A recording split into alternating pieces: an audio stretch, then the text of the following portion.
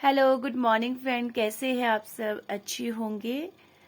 देखो, कुछ बातें हैं, कुछ मैंने जिंदगी में जो अनुभव किए या मतलब मैंने एक्सपीरियंस किया है, तो कुछ एक्सपीरियंस ऐसा है जो मैं आप लोगों से शेयर करना चाहती हूँ।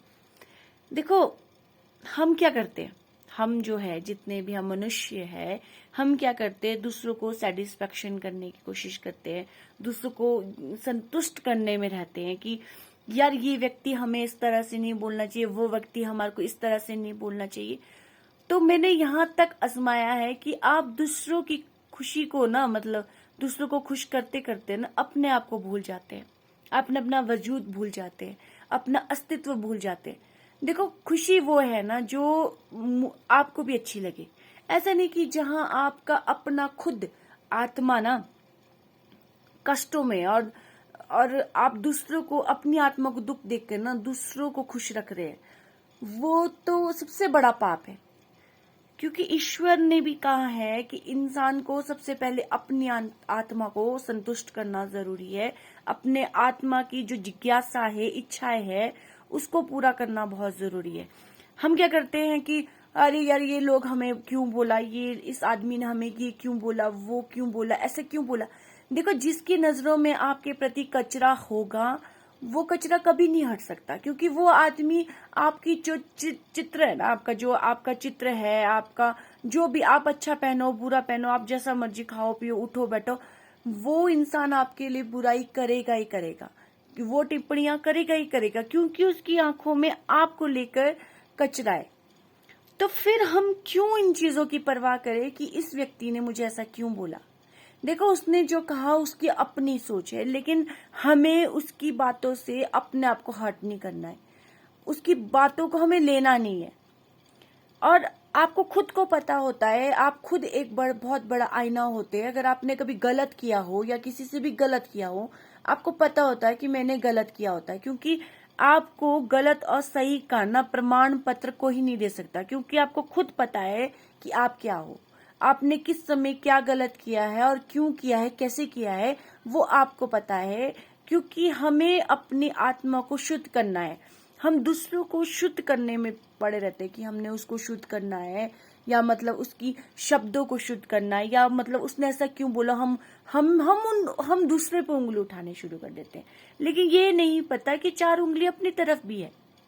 हमें सिर्फ एक मुट्ठी बन के रहना है, ना हमें किसी को उंगली करनी है, ना अपने आप को करनी है, सिर्फ मुट्ठी बन के रहना है। हमें अच्छी सोच रखनी है लाइफ में, अच्छे विचार रखने, और अच्छे विचार रखोगे, अच्छे थॉट रखोगे, और कुछ किसी की बातों पे ना आकर अपने आप को संतुष्ट करना, अपनी आत्मा को संतुष्ट रखना है।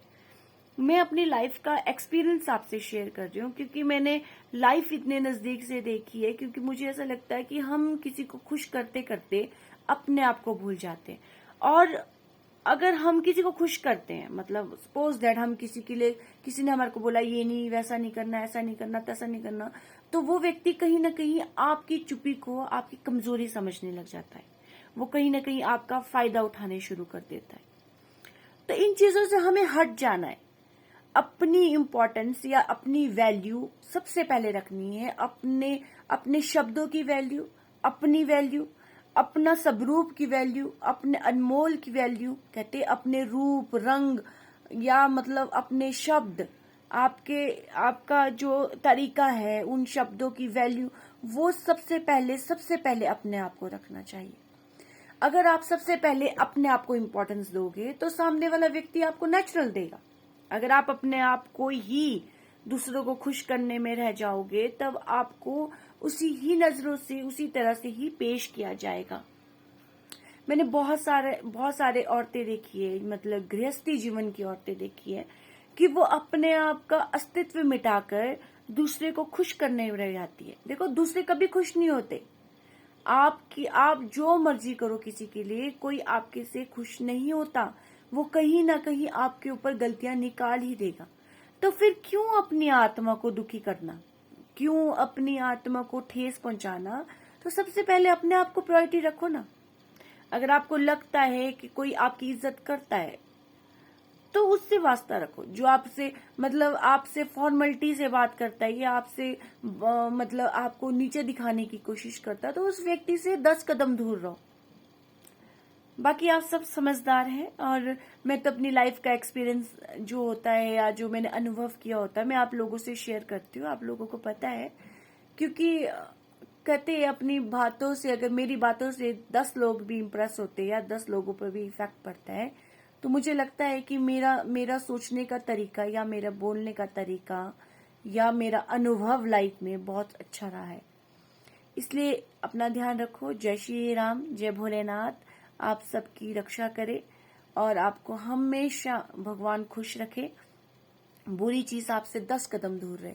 Bye bye, take care.